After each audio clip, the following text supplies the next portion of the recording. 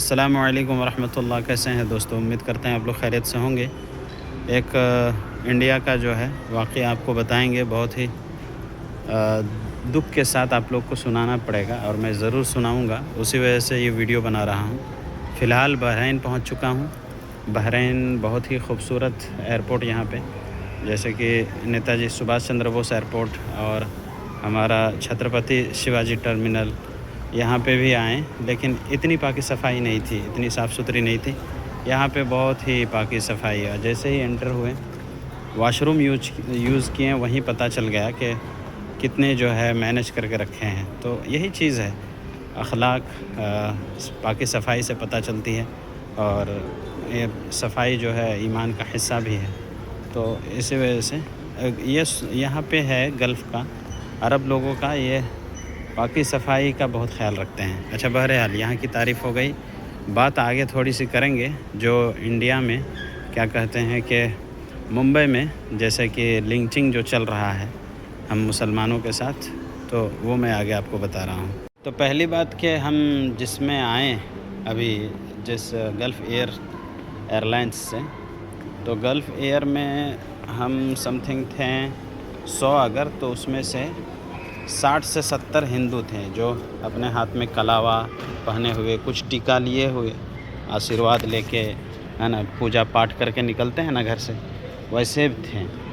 लेकिन यहाँ पे मैं देखा किसी कर्मचारी जो होते हैं, इमिग्रेशन ऑफिसर, पुलिस, किसी के मतलब आँखों पे मैं उस तरह से कुछ ऐसी चीज़ें नहीं देखा, है ना, रिएक्शन नहीं देखा जिस तरह से इंडिया में मेरे साथ हुआ। तो दोस्तों, मैं ये बताना चाह रहा हूँ कि देखिए, यहाँ पे यहाँ की सोच जो है ऐसी पाक साफ़ सोच है, तो इसी वजह से ये लोग तरक्की करते जा रहे हैं। इन लोग की कितनी बुराई लोग कर रहे हैं कि सऊदी ऐसा है, बहरीन वैसे हैं, ओमान ऐसा है, तो कतर ये है, तो वो है, फ़लाना ढिमका। हमारी जो गोदी मीडिया है ना, जो गोदी मीडिया कहते हैं कि दाम जो है पेट्रोल का और डीज़ल का, अब ऊपर से देखेंगे, ऊपर वाली का मैं एक वीडियो बनाऊंगा। चमची है चमचा का काम होता है कि कोई चीज़ को, बर्तन पे आप चमचा डालेंगे तो उसका काम होता है खाली करना। तो उसी तरह से हमारे इंडिया को ये चमचा चमची लोग जो है ना, खाली करके ही छोड़ेंगे। खाली बोले तो जैसे कि कुछ महापुरुष कह रहे हैं अभी कि इस देश को नेहरू जी को मिला था, खाली मिला था, देश में कुछ भी नहीं था। उसके बाद सारे जो हैं आए, और हमारे मनमोहन सिंह का बहुत बड़ा योगदान है, उसमें से और भी जितने भी हैं, है ना, उस सबों का योगदान है। सिर्फ नरेंद्र मोदी का छोड़ के अलग सेक्टर में इसका है जिसका मुझे इल्म नहीं है। जहाँ तक मुझे लग रहा है कि सरकार अगर चाहेगी तो हर चीज़ को वो रोक सकती है, लेकिन रोकना नहीं चाहती है। जैसे कि मैं वाक़या अब बता रहा हूँ, क्या बात थी। बात ये थी कि जैसे कि छत्रपति शिवाजी टर्मिनल से मैं आ रहा था यहाँ पे टर्मिनल 2 में, ठीक है। तो एक महापुरुष बोले कि आप जो है मेट्रो से चले जाइए, आप जल्दी पहुँच जाएंगे। वैसे ही मैं क्या कहते हैं कि अलग टिकट लिया था, इंडिगो से मैं पहुँचा था, है ना, कोलकाता से मैं इंडिगो से पहुँचा था मुंबई। तो वो था मेरा डोमेस्टिक, यानी कि लोकल, देखा जाए तो वो लोकल ही हुआ। और इंटरनेशनल में मुझे जाना था टर्मिनल 2 में। वहाँ पे जैसे ही कि मैं टिकट लेके एंटर हुआ मेट्रो स्टेशन में, तो वहाँ पे मेरा बैग चेकिंग होके अंदर चला गया। फिर वहाँ से एक कर्मचारी, है ना, दुबला पतला सा दौड़ के आया, और उन्होंने कहा कि ये जो शंता, ये जो बैग है बड़ा सा, इसको जो है आप दोबारा चेकिंग करवाइए, लाइए, खोलिए इसको। फिर मैं ले जाके उसको खोल के दिखाया, उसमें से एक क्लच वायर था, उसको उसने चेक किया। फिर एक गोश्त की थोड़ी सी जो है पैकिंग की हुई थी, रोस्ट, है ना, मटन। उसने पूछा ये क्या है, मैं कहा ये मटन है। उसके बाद जो रिएक्शन था मटन सुनने के बाद, एक अलग टाइप की हंसी, डरावनी वाली, ठीक है। और वहाँ पे एक दो लेडी आ गई जो टीका वगैरह लगाई हुई थी। देखिए, हर टीका लगाया हुआ इंसान जो है हमारे इंडिया का बुरा नहीं होता, मैं ये नहीं कह रहा हूँ, लेकिन अब टीके वाले को देख के ना दिल में एक अजब से ये हो जाती है। हालांकि हो सकता है कि वो बुरा ना हो, अच्छा हो, लेकिन एक खौफ सा आ जाता है कि हो सकता है कि ये नफ़रती चिंटू हो।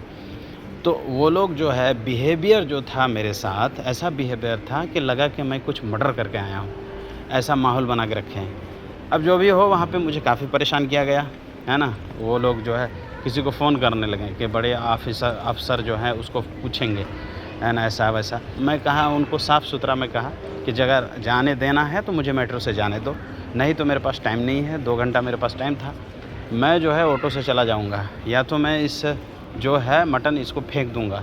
तुम उतनी सीरियस मत लो इस चीज़ को, तुम जो इतना डिफ़िकल्ट बना रहे हो मत बना। तो उसने कहा कि 2 मिनट। फिर मैंने उसे 2 मिनट दिया, वो बात किया, आखिर हम लोग उससे गए।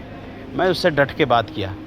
देखिए ये माहौल ऐसे बना के रखे हैं कि ये देश कहाँ जो जाएगा, क्या जो करेगा ये लोग पता नहीं।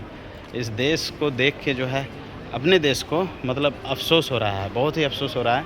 आज मेरे साथ हुआ तो मुझे पता चला कि इन लोग के ज़हन में कितनी गंदगी, कितनी नीयत ख़राब और कितना ही जो है इस हमारे देश को बुरा कर दिए हैं।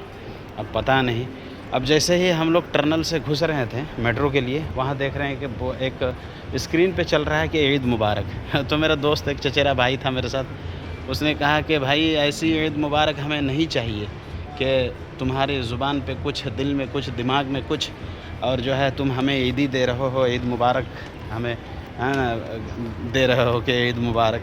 ऐसी मुबारकबाद हमें नहीं चाहिए, है ना, कि तुम पहले अपने दिलो दिमाग से नफ़रत को निकालो, फिर हमें ईद मुबारक दो। वैसे ईद मुबारक हमारी कोई ज़रूरत नहीं है तुम्हारी ईद मुबारक की, है ना। एक तो हमारे कंधे के ऊपर बंदूक रख के चला रहे हैं, राजनीतिक चमका रहे हैं, नफ़रत फैला रहा है ना। बंगाल का हालत देखिए। चलिए आगे बंगाल की भी बात की जाएगी एक वीडियो में, मैं वहाँ का वीडियो बनाया हूँ। बंगाल में वो रौनक नहीं रहा, बंगाल बिल्कुल जो है शांत है, खाली है ना। तो देश की बहुत ही दुर्गति हो गई है। दुआ कीजिए अल्लाह ताला हमारे मुल्क में अमन शांति पैदा करे और इस मुल्क को बचाने वाला कोई हीरो आ जाए। ये विलेन लोग तो इस देश की जो है ना खोखला करके, इसकी दुर्गति करके ही रहेंगे। चलिए आगे वीडियो में फिर मिलते हैं।